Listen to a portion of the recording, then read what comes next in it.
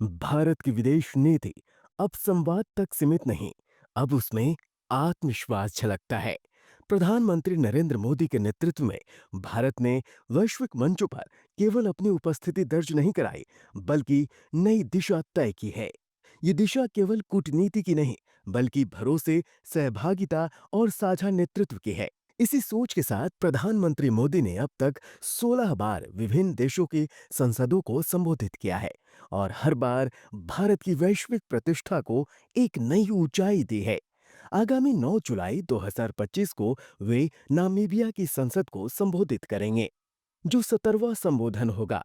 इस ऐतिहासिक श्रृंखला की शुरुआत हुई 16 जून 2014 को, जब प्रधानमंत्री मोदी ने भूटान की संसद के संयुक्त सत्र को संबोधित किया। उन्होंने भारत भूटान संबंधों में विश्वास, सहयोग और साझा विकास की नींव को और मजबूत किया।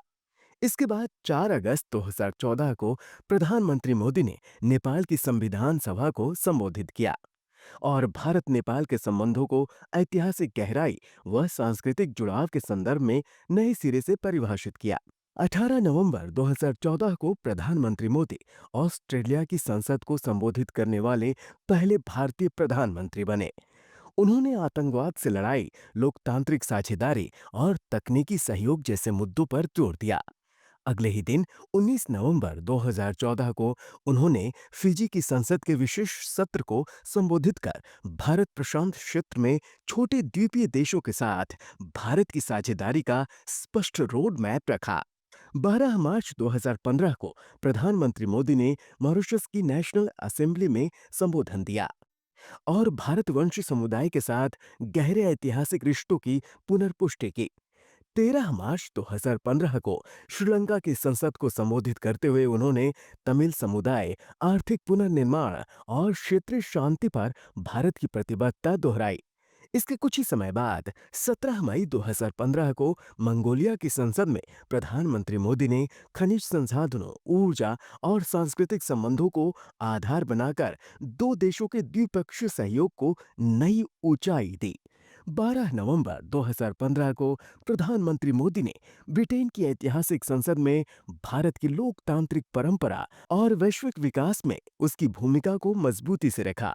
इसके कुछ ही सप्ताह बाद 25 दिसंबर 2015 को उन्होंने अफगानिस्तान की नई संसद भवन का उद्घाटन करते हुए वहां की संसद को संबोधित किया और शांति, स्थायित्व और पुनर्निर्माण में भारत की भूमिका को दर्शाया। 8 जून 2016 को प्रधानमंत्री मोदी ने पहली बार अमेरिकी कांग्रेस के संयुक्त सत्र को संबोधित किया और भारत अमेरिका के साझा लोकतांत्रिक मूल्यों और वैश्विक रणनीतिक साझेदारी की बात रखी। 23 जून 2023 को उन्होंने फिर से अमेरिकी कांग्रेस को संबोधित किया और इस तरह वो 2 बार अमेरिकी संसद को संबोधित करने वाले पहले भारतीय प्रधानमंत्री बने।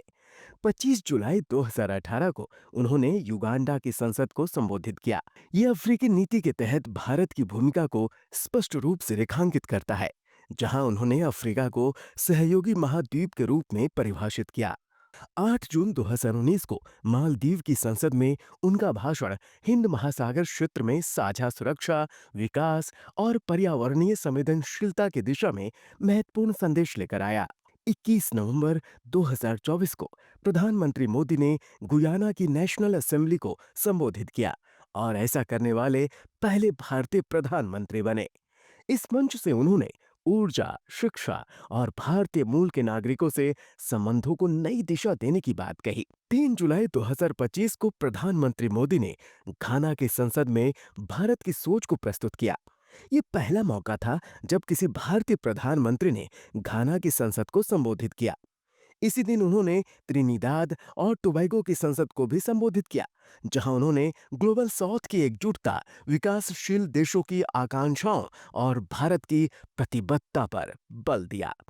अब 9 जुलाई 2025 को प्रधानमंत्री मोदी नामीबिया की संसद के संयुक्त सत्र को संबोधित करने जा रहे हैं।